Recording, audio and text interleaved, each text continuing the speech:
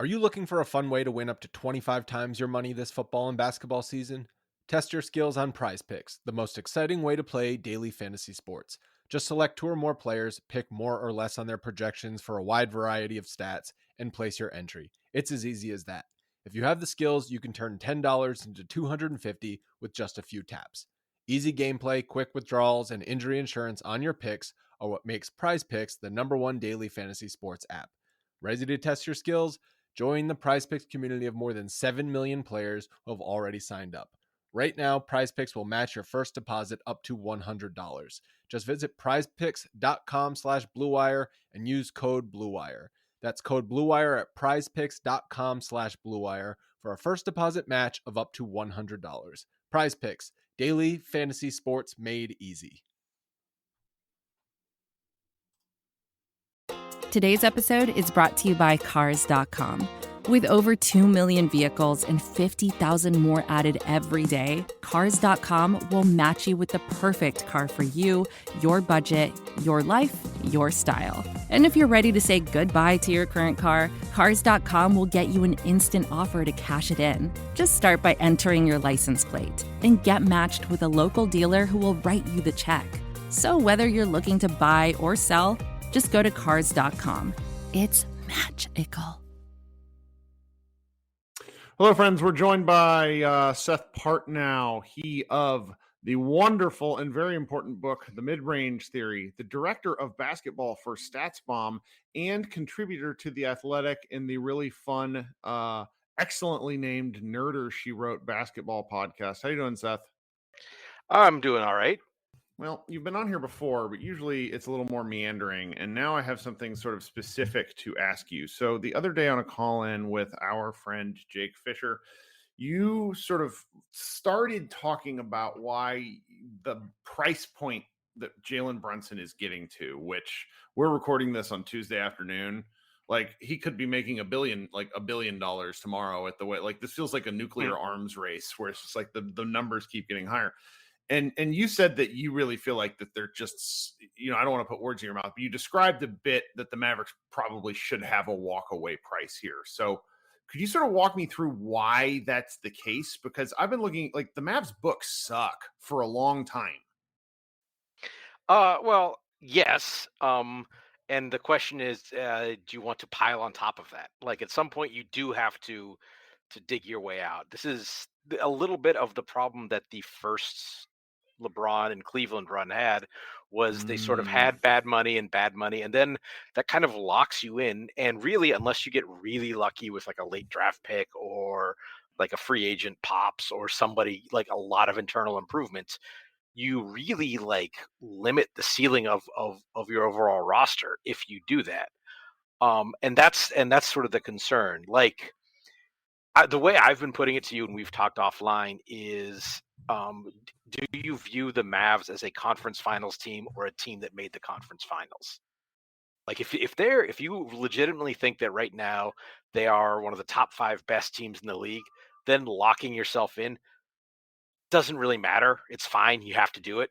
Like, when the Bucks re-signed Chris Middleton a couple years ago, they probably, like, slightly from a pure production standpoint overpaid, but they're good enough and he's integral enough and they have no way to replace him enough that it's fine. If they were still at the point where they were like a 51-win team trying to build, then it becomes problematic because you start to get into the tax, a lot of multi-year contracts going out, dirty books, as you're saying. Then adding those extra pieces you need become really hard. And that's when you start to get in the cycle of, not using draft picks to add young talent, but to use them for financial flexibility. So here's my concern. So I'm playing the role of overinvested Mavs fan looking at the Mavs book. Luka Doncic starts the first year of his 5-year, $212 million contract this season. It's 22-23 season. However, if we're being honest about how the NBA actually operates, he has realistically signed a 4-year contract because his 5th year is a player option. Depending on what happens with TV deals and things of that nature, the likelihood is that he would opt out to maximize both his earnings and his own potential flexibility and frankly, his just sort of star power and his ability within the organization. We have a lot of Slovenian fans who love to point out to me that Luka Doncic is an incredibly loyal player. Shelve that for the time being, guys. Just think about this from what other NBA stars have done. So what the Mavericks have done is that they're on a ticking clock. So if you move on from Brunson now, that sends a pretty awful message at the start of his ridiculous contract. And I just, and granted, I have a hard time seeing like where they improve. It's like the tapping out of the roster aspect does make sense to me, but I just don't see where they go. I mean, in some ways, this is almost less about Brunson than it is about Powell and Porzingis turning into Dinwiddie and Bertans and stuff like that. But at a certain point, you do have to stop digging. And there is I see what you're saying, and there probably is a needle to be thread, but what's the functional difference? You sign Brunson 3 years from now, you've maybe had a second round appearance, and the team is kind of stagnated because they have no way to add anything else to the team. Like functionally, how does that get you in a different place than not signing Brunson and having to kind of retool? Okay. It's like, I mean, if you think about it, are you trying to? Because really, you said it's really a 4-year deal. I mean, functionally, it's 3 because if he wants out, it's going to be. But the question is it like what you achieve over these next 3 years, or where you are at the end of year 3? Okay. I mean, that's where the challenge sort of lies, where it's like, it's excellent that the team made the Western Conference Finals. But as I keep kind of repeating, you don't like the likelihood of repeating in the Western Conference Finals is low just by like basic math. Like it has nothing to do with like team talent. It's just hard to go back to the Western Conference Finals time and again.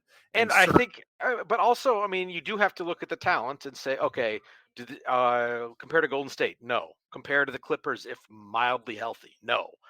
Compared to Phoenix, okay, you just beat the crap out of Phoenix, but like on a talent standpoint, like Memphis, do you have more talent than Memphis? Like, yeah, it starts to be arguable, but I would lean Memphis.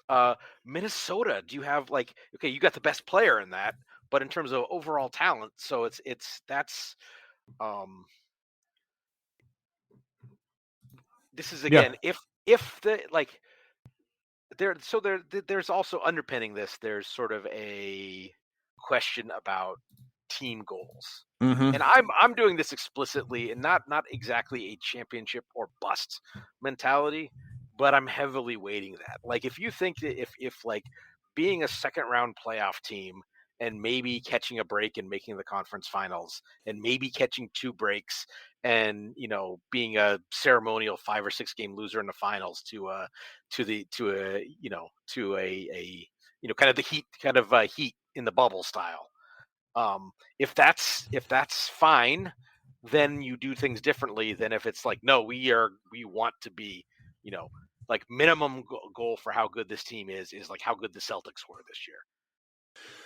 Right. And that just seems extraordinarily difficult because, we have one contributor to the site, Xavier, who is basically an acolyte of Danny LaRue and Nate Duncan, and has been heavily advocating that the Mavericks take their medicine this season and do something wild like trade for Westbrook, just to get out from some of the morass that they have contractually. And I don't see Dallas doing that. 1, because Mark Cuban is a stubborn goat. 2, because I don't think you want to show your franchise superstar that, because he doesn't like the elements. This aspect he doesn't care about. What could go wrong with showing your franchise showing that's your franchise superstar? When has that ever happened? Right. I mean, it's just such a frustrating situation. It's something you do once a decade, right? Yeah, like clockwork. Sure. Do it once a day. Only this too time soon? It's like Is it too soon?